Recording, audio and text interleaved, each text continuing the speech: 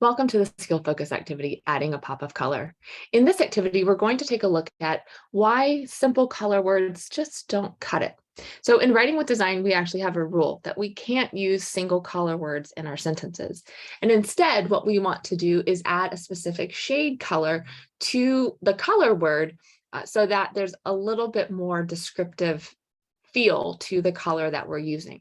So instead of saying, I see a red shirt, we would rather want to choose a specific shade of red, like crimson red or burgundy red or cherry red. And that just adds such a level of specificity to the language, which is the goal of this activity. Because let's face it, there's a whole lot of shades of red, right? Just like there's so many shades of all the different colors. And so by being shade specific with the descriptive word we choose to describe the color, it just helps our readers see the color so much better in their minds. So this can be done all oral, where students are just thinking of colorful ways of saying what's in the picture, the shades that are in the picture, or we can also turn it into phrases and into a piece of writing. So here's just a quick example of that. We want to say the blue sky. So we know the idea that we want to say, but we don't want to just have blue as our description of the color of the sky. And so we're going to look at our Vivid Blues resource here, which is in the resource that you are provided today, and decide what kind of color out of these up here does it belong to. Now there's millions of shades of blue, but we chose the ones that are most frequent or that kind of capture a lot of blue things.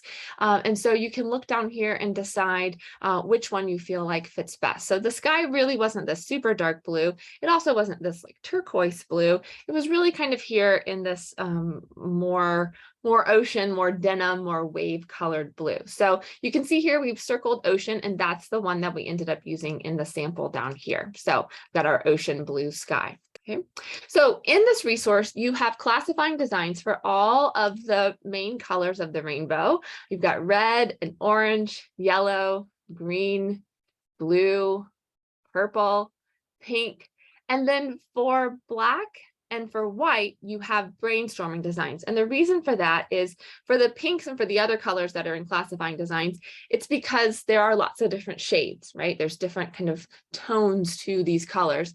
But when we get to black and to white, yeah, there's a little bit of variance to it, especially if you're choosing, white paint for your wall. There's 1,000 choices. But by and large, when we say white, we just want to be a little more specific with these different descriptive words. So there's a lot of choice here, not a lot of shades is one way to think about it. So that's why the design is different. And then we pick back up with the classifying designs for the last two colors that are in here. So with that, we're going to just choose a couple of these pictures and do a little bit of color work on it. So here's one just to show you what you can do. We've got a red brick wall here. And so I don't just want to say the red brick wall. So I could look back over here and say, well, it's really, I don't know if it's spaghetti red, right? I don't know if food and brick walls kind of go together. So I may not choose any that are red, but is there another one? Well, brick, I don't want to say the red brick wall, right? So that one won't quite work there. So we can look down the line here and see what we feel like fits. I also really like this darker red and then this one here. So you can see that's where I found crab claw and then also where we found rust. So let's go back over here to it. So we've got the crab claw red wall of bricks as one way of describing it. And then the curry and rust colored brick wall. Well, if we look here, we've got curry and rust right here. I think I might want to pull in maybe the crimson and rust. Ooh, I kind of like that. Okay, so how about we change out curry and we'll say, and I want to actually show you how I do strike through even when I'm working with students online. I know I've deleted possibly in this video or in others, but it was supposed to be crimson. But I do like to do strike through and then just put the new word so that we really are honoring the process and showing how we refine our language in the writing work that we do. So here are two options, right? The crab claw red wall of bricks. That's really hard to say. Or we could even say the crab red wall of bricks. I might even for this particular writing be a little less of a tongue twister. So your choice, your writing, whichever one you decide. But I think for me, I like the crab red wall of bricks.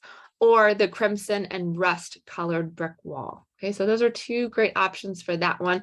So I'm just going to copy this text box and go down here. So here's our oranges one, vivid oranges. And I'd like to do this gentleman in his shirt. So I'm going to just paste the word so that we've got it. And you can print these off, or you can just pull up the PDFs of this and then just add the language to it just right there on the computer or on the display that you're using. So as we think about his shirt and we go back over here, ooh, Chinese lantern is definitely jumping out at me. The Chinese lantern orange shirt or the basketball orange shirt. I do love some Cheez-Its, but I think it's a little bit darker than that one, right? So let's just say the Chinese, and let me make it so it'll stay on here. Let's see, the Chinese lantern orange shirt. Okay, let me fit it on here. All right, there's one option. Let's do one more. What do you think? Let's even do his this time. His fire orange, his marigold orange, maybe even over here, his terracotta or tiger orange. Lots of great choices, right?